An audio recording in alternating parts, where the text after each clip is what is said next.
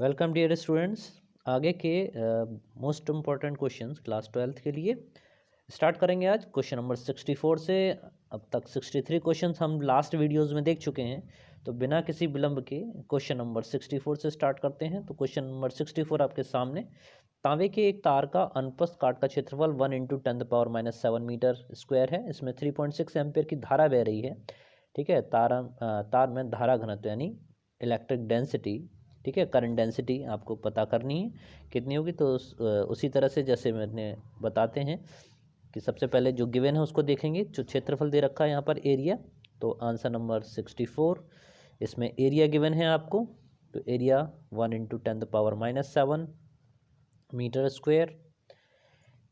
3.6 ampere की धारा, it represent by I 3.6 ampere. और इसमें जो पूछा गया है वो है आपका 3.6 एम्पियर और जे डेंसिटी पूछी गई है, करंट डेंसिटी। तो उसमें सिंपल फार्मूला आपको अप्लाई करना है। तो जो फार्मूला होता है J=I/A। ठीक है, तो आई की वैल्यू 3.6 प्लेस करिए, एरिया 10⁻⁷, 10⁻⁷ ऊपर जाएगा तो प्लस का हो जाएगा। तो जो वैल्यू आपके पास आएगी 3.6 10⁻⁷ एम्पियर पर मीटर स्क्वायर। ठीक है, तो इसमें ऑप्शन में आप देखिए विच वन इज़ करेक्ट। तो 3.6 × 10⁻⁷ ampere into metre square. Next question पे आते हैं, क्वेश्चन नंबर 60। यह वाला क्वेश्चन काफ़ी बार बोर्ड परीक्षा में अलग अलग तरीक़ों से पूछा जाता रहा है, तो उस पर भी आप विशेष ध्यान रख लें। लगभग 4 टाइम्स आ चुका है, पिछले 5 सालों में ये क्वेश्चन 4 टाइम्स आ चुका है। ठीक है, तो आज कॉन्सेंट्रेट करते हैं इसी पर। तो म्यू नॉट और एप्सिलॉन नॉट की पावर लिखा हुआ है यहाँ पर -1/2, तो उसका मतलब क्या उसको समझ लीजिए। 1/2 का मतलब अंडर रूट से, ठीक है, वर्गमूल से, और जो माइनस लगा दिए तो आप इसको लिख सकते हैं कि √μ0 × एप्सिलॉन नॉट।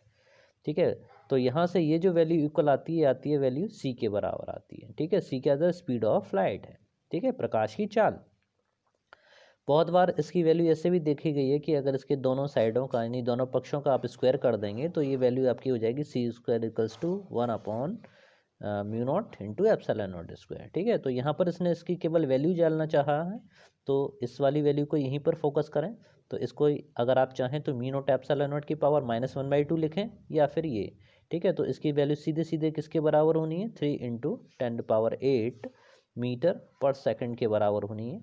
ठीक है, तो इस तरह से आप इसमें आंसर देखना चाहेंगे तो आंसर ये सेंटीमीटर पर सेकंड है, ये सेंटीमीटर पर सेकंड है, 3⁻10, ये 9, और यहाँ 3⁸ किलोमीटर पर सेकंड। ठीक है, तो अगर आप इस पर फोकस करें तो इसमें अगर मीटर को सेंटीमीटर में आप कन्वर्ट करेंगे तो 10⁻2 इसमें और प्लस हो जाएगा, 3 × 10⁻10, इतना आप फिर लिखेंगे सेंटीमीटर पर सेकंड। ठीक है, तो उसमें आपका ये वाला ऑप्शन करेक्ट है, बी इज क्वेश्चन सही रहेगा। नेक्स्ट क्वेश्चन पे आते हैं। तो अगले वाला प्रश्न आता है, मैग्नेट से स्टार्ट हो रहा है। देखिए हम जैसे जैसे आगे बढ़ते जा रहे हैं, हम अपनी फिजिक्स में भी चैप्टर बाय चैप्टर इंक्रीज होते जा रहे हैं। ठीक है, तो अब मैग्नेटिक फील्ड आपका स्टार्ट हो चुका है, आगे इलेक्ट्रिक फील्ड हम लोग फिनिश कर चुके हैं। तो उसमें शॉर्ट क्वेश्चंस आप लोग देख चुके हैं अब तक। ठीक है, इसी तरह से हमारे साथ बने रहिए तो हम लोग आगे बढ़ते जाएंगे। अगले वाले प्रश्न पर फोकस करते हैं। क्वेश्चन देखेंगे, किसी एक समान चुंबकीय क्षेत्र में एक आवेशित कण क्षेत्र के लंबवत प्रवेश करता है तो इलेक्ट्रॉन का पथ कैसा होगा। ठीक है, तो इलेक्ट्रिक फील्ड आपने अगर दिखा दिए इनसाइड द पेपर यानी कागज तल के लंबवत नीचे की ओर। ठीक है, और इसमें कोई भी जो आपका चार्ज पार्टिकल है, ठीक है, वो एंटर कर रहा है। ठीक है, with the angle of 90 degree, यानी लंबवत अगर प्रवेश करता है तो क्या होता है, आपने इसकी थ्योरी में भी पढ़ रखा होगा कि लगातार उस पर एक बल कार्य करने लगता है, एक फोर्स काम करने लगेगा, और उस फोर्स के इफेक्ट में उसकी डायरेक्शन चेंज होती जाएगी, और उसके बाद वो एक आर त्रिज्या के यानी आर रेडियस के एक सर्कुलर पाथ पर क्या करने लगता है, मूवमेंट करने लगता है, गति करने लगता है। ठीक है ना, तो इसलिए इसका जो प्रवेश होगा, इसका जो पथ होगा वो कैसा होगा, वृत्ताकार होगा। तो इसमें ऑप्शन जो आपका करेक्ट होगा, ठीक है, वो कैसा रहेगा, वृत्ताकार। क्लियर। नेक्स्ट क्वेश्चन पे आते हैं, क्वेश्चन नंबर 67। एक समान चुंबकीय क्षेत्र में बल रेखाओं के समांतर एक इलेक्ट्रॉन का आवेश ई है और वी वेग से चलता है, इलेक्ट्रॉन पर लगने वाले बल का मान बताइए। ठीक है, अगर इस पे लगने वाले बल का मान, इसी वाले ऊपर वाले क्वेश्चन 66 को अगर फोकस करें तो यहाँ पर अगर जो चार्ज पार्टिकल है उस पर जो आवेश है वो है क्यू। ठीक है, इसकी वेलोसिटी है v और मैग्नेटिक फील्ड बी में ये एंटर कर रहा था 90 डिग्री के एंगल से। तो इसके ऊपर जो फोर्स लगता है उसको हम एक्सप्लेन करते हैं, इसको लॉरेंज बल कहते हैं। F equal to Q B B और यहाँ पर साइन थीटा लिया जाता है। ठीक है, साइन थीटा लेने पर यहाँ पर क्वेश्चन नंबर 66 की बात करें जिसमें इसका पथ जो है वृत्ताकार हो गया था। ठीक है, तो यहाँ पर जब साइन 90 हो जाएगा, साइन 90 होने पर F मैक्सिमम लगेगा और F मैक्सिमम का मान किसके बराबर, क्यू बी बी के बराबर। ठीक है, इन द क्वेश्चन नंबर 67 यहाँ पर ये कह रहा है कि जो है जो समांतर चलता है, बल रेखाओं के समांतर चल रहा है। ठीक है, समांतर चलने में क्या होगा, समांतर चलने में इसकी कंडीशन ये रहेगी कि थीटा का जो मान है, थीटा की जो वैल्यू है, this will be equal to 0 degree. और आप जानते हो कि साइन, जब यहाँ पर थीटा का मान आप 0 डिग्री लगाएंगे तो ये वैल्यू इक्वल टू 0 हो जाएगा। तो साइन 0 का मान 0 होते ही पूरा फोर्स, आपका नेट फोर्स इक्वल्स टू 0। तो इसमें 67 में जो सही आंसर है वो है आपका क्वेश्चन आंसर नंबर सी। ठीक है, नेक्स्ट क्वेश्चन पे आते हैं। क्वेश्चन नंबर 68 पे देखें, फोकस करें। यदि आवेशित कण का वेग 2 गुना तथा चुंबकीय क्षेत्र यानी वेलोसिटी उसकी डबल कर दी जाए और मैग्नेटिक फील्ड हाफ कर दिया जाए यानी आधा हो जाए, तो आवेश के मार्ग की पथ की त्रिज्या यानी उसकी रेडियस कितनी हो जाएगी। ठीक है, तो इस क्वेश्चन नंबर 68 में तो सबसे पहले वो कह रहा है कि आपकी जो रेडियस का फॉर्मूला आपको निकालना है, तो आपको पता होना चाहिए R equals to M V upon Q V. ठीक है, ये किसी भी चार्ज पार्टिकल के लिए होता है जब वो मैग्नेटिक फील्ड बी में एंटर करता है। ठीक है, with the velocity of v। तो यहाँ पर जो क्वेश्चन है उसको देख लेते हैं। तो यहाँ पर जो नया मार्ग है उसकी रेडियस कुछ अलग हो जाएगी, तो हमने उसको आर डैश से दिखा दिया है। तो यहाँ पर जो क्वेश्चन में चेंज कह रहा है वो कह रहा है वेलोसिटी उसकी डबल हो जाए। ठीक है, तो मास के बारे में उसका कुछ नहीं कहना, तो मास की जगह पर मास ही रखने दीजिए, मास वेलोसिटी इसकी डबल कर दीजिए 2v। और चार्ज के बारे में उसने कुछ नहीं कहा, तो चार्ज एज इट इज़। और मैग्नेटिक फील्ड उसने कहा आधा हो जाए यानी b/2 हो जाए। ठीक है, तो हर का हर यानी जो नीचे है, ठीक है, उसको ऊपर ले जाएंगे तो 2 2 4 हो जाएगा। और बाकी सब चीज़ M B upon Q V as it is. ठीक है, अब M B upon Q V किसके बराबर है, आपके आर के बराबर, यानी जो रेडियस है वो पहले से कितने गुना हो जाएगी, 4 टाइम्स हो जाएगी। ठीक है, तो उसमें ऑप्शन कौन, which one is correct, 8 times, 4 times, 3 times या 2 times. The answer is 4 times. ठीक है, नेक्स्ट क्वेश्चन पे आते हैं। अगला क्वेश्चन है कि एक चुंबकीय क्षेत्र उत्पन्न किया जा सकता है। ठीक है, एक मैग्नेटिक फील्ड को आपको कैसे प्रोड्यूस कर सकते हैं, ऑप्शन में दे रखा है, केवल गतिमान आवेश के द्वारा यानी चार्ज मूविंग पार्टिकल द्वारा, या वेरिएबल इलेक्ट्रिक फील्ड यानी बदलते चुंबकीय क्षेत्र विद्युत क्षेत्र के द्वारा, या ए तथा बी दोनों के द्वारा, इनमें से कोई नहीं। ठीक है, तो इसमें जो ऑप्शन है आपका वो सी is right answer.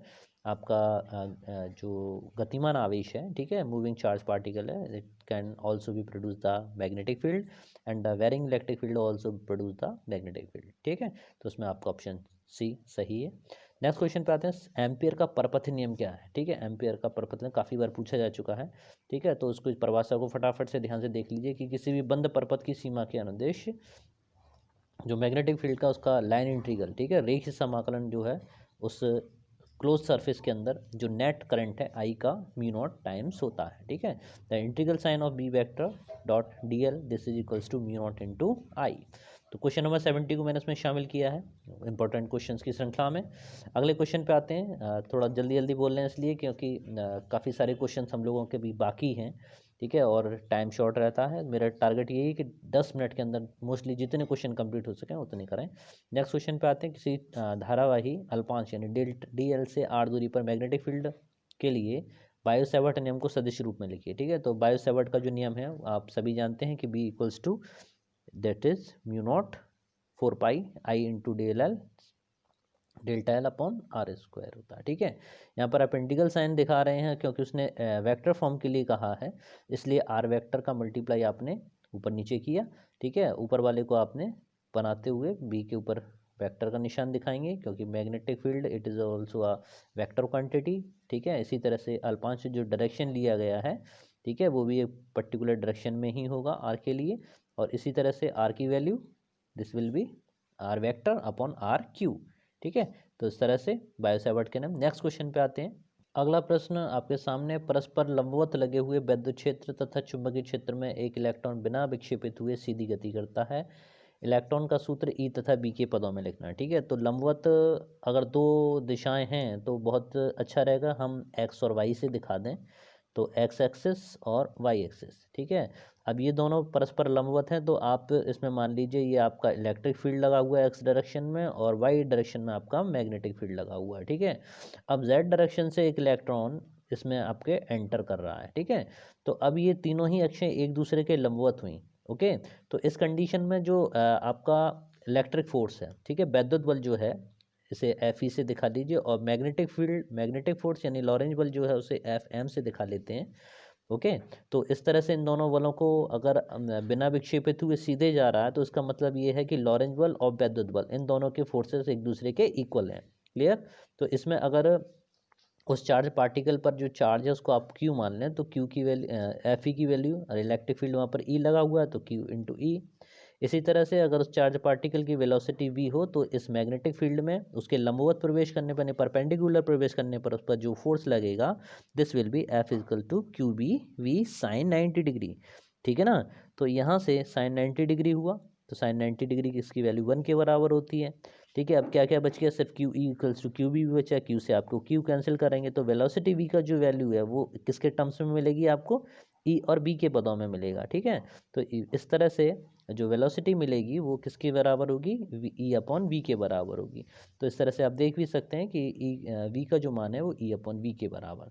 Next question पे आते हैं। किसी धारावाही प्रणालिका के भीतर उसके अक्ष पर चुंबकीय क्षेत्र का सूत्र लिखना है, ठीक है। तो धारावाही प्रणालिका के मतलब आप समझ ही रहे होंगे, ठीक है। तो एक सॉलिनॉइड और उस पर कई सारे फेरे जो हैं वो इस तरीके से लगे हुए होंगे, ठीक है, और किसी उसके ऊपर लिपटे हुए रहेंगे। तो इसके सेंटर पर वो पूछ रहा है कि इसके सेंटर पर मैग्नेटिक फील्ड कितना होगा लंबी धारावाही प्रणालिका के भीतर चुंबकीय बल क्षेत्र, this value will be equal to B equals to mu not N I newton per ampere into metre, जहाँ म्यू नॉट जो है आपकी निर्वात की चुंबकशीलता, एन धारावाही प्रणालिका की प्रति मीटर लंबाई में फेरों की संख्या है, यानी N equals to capital N upon N per unit length में, ठीक है ना।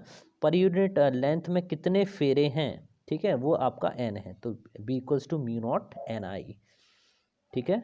तो इस तरह से आज इतना क्वेश्चन यहीं तक रखते हैं क्योंकि हमारे 12 मिनट कंप्लीट हो चुके हैं, ठीक है। फिर मिलते हैं अगले वाले वीडियो में, बने रहिए मेरे साथ में, लगातार देखते रहेंगे, बढ़ते रहेंगे, चलते रहेंगे। Thank you very much. जय हिंद, जय भारत।